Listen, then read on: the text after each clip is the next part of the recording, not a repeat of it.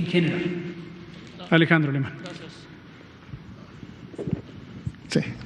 Gracias, Alejandro Alemán, de Diario Plaza Juárez. Soy el corresponsal y trabajo para el periódico, para el sitio de internet Medicina Digital. El motivo de mi intervención es que me dio el derecho de réplica, ya que me mencionó el día viernes, después de haber hecho una pregunta el día jueves, terminando la conferencia, en relación a que, así lo planteé yo, era un privilegio el que los funcionarios tuvieran acceso a pruebas sin el protocolo que llevan los demás, los ciudadanos comunes, ¿no?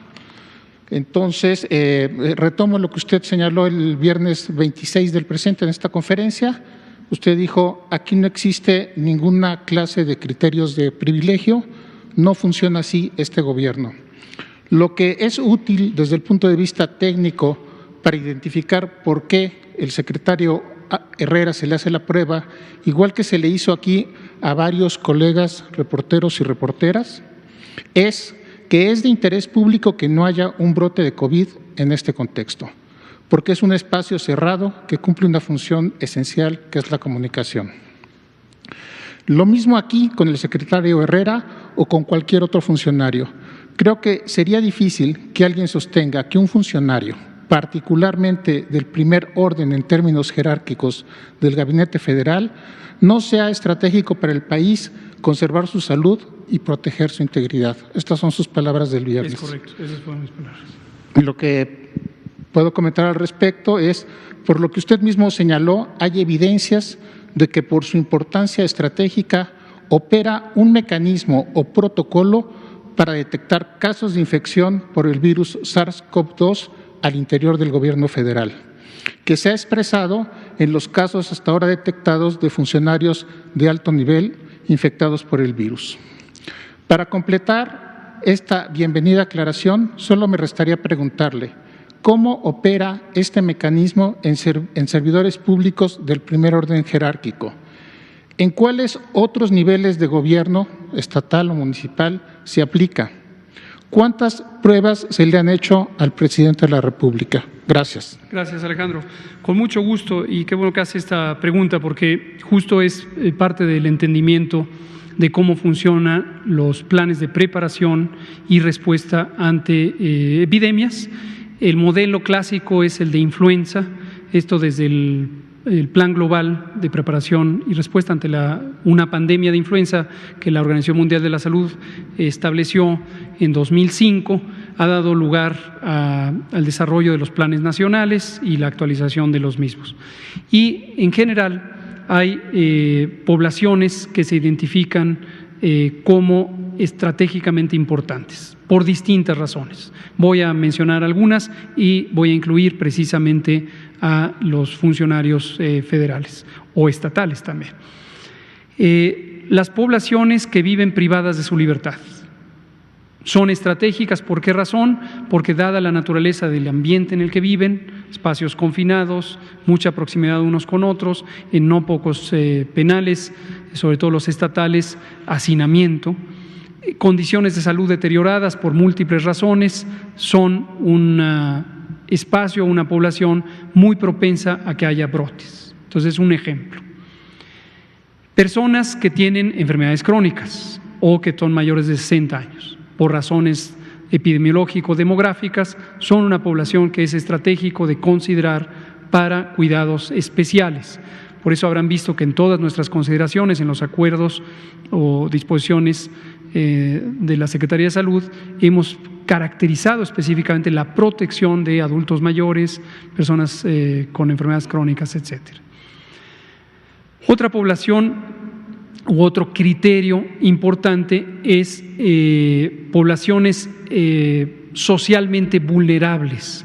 Por ejemplo, las poblaciones rurales empobrecidas, indígenas, los pueblos indígenas de los que hemos estado comentando en los últimos días, son considerados de manera estratégica porque se conoce que tienen una deprivación histórica, y no solo en México, en muchos lugares del mundo, de servicios que garanticen sus derechos. Y en el caso de cierto personal se le identifica como estratégico por su interés público. Así se llama, de hecho la denominación es personal estratégico de interés público.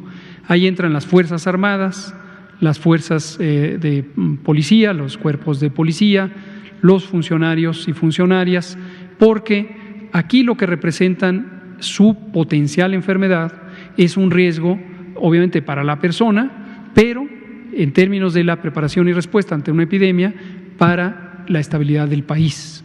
Entonces, por eso hacía ese comentario el viernes, porque la razón, la motivación de tener un alto índice de sospecha en el cuadro clínico y de confirmación cuando se hace la prueba es por el interés público de que ese personal no falte a sus responsabilidades. En los gobiernos estatales ha sido decisión de los propios gobiernos estatales. Todos ellos tienen desde los tiempos de la pandemia de influenza 2009 sus planes estatales de preparación y respuesta, y asumo, no me consta en cada caso, pero asumo que varios de ellos han echado mano de esos documentos o sus propias comunidades de salud pública están entrenadas para ello y toman en cuenta ese personal. En el caso del Gabinete Federal, nos corresponde a nosotros en la Secretaría de Salud estar activando los estudios epidemiológicos de caso-contacto cada vez que se detecta a alguien que ha tenido esto, ¿no? Cuando ocurrió el caso del maestro Zoe Robledo, el propio Seguro Social se encargó del estudio de casos y contactos, pero en comunicación con nosotros. Y en los que no son del Seguro Social o del ISSSTE o de Pemex o de las Fuerzas Armadas, que tienen su propio dispositivo, nosotros nos hacemos cargo. Esa es la razón. Ninguna hasta el momento, yo tampoco, por cierto, ni el doctor Alcocer. Razón, no hemos sido identificados en un sistema de caso-contactos y no todos, y aprovechando la pregunta y se le agradezco nuevamente, a veces existe la idea de que como supe que alguien tenía COVID y yo estuve en la misma reunión, por ejemplo, voy a poner un caso así típico, tal persona tuvo COVID y resulta que yo estuve con ella o él en la misma reunión el martes pasado. De inicio debe estar en la lista quien haya estado en una situación así, pero el estudio de casos contactos lo que hace es entrevista al caso y luego entrevista a los contactos. Y hay un razonamiento médico epidemiológico para ver si la duración del contacto es relevante, si en general consideramos 1 hora o más, si la proximidad del contacto es relevante, ahí no hay un criterio fijo, pero ponemos los 2 metros de la sana distancia como criterio, y si ocurrió en el periodo de contagiosidad. Usemos el caso, y espero que no se nos ofenda, del secretario de Hacienda. Él mismo nos ayudó a hacer la lista inicial de más de 68 o 69 personas, de lo que él se acuerda, de quienes estuvieron en contacto con él, y hemos considerado desde el fin de semana inmediato previo, digamos, hace una semana. Pero ahora cada una de esas 70 personas están siendo entrevistadas y nos van a dar detalles que corresponden o no con lo que se acuerda el secretario de Hacienda.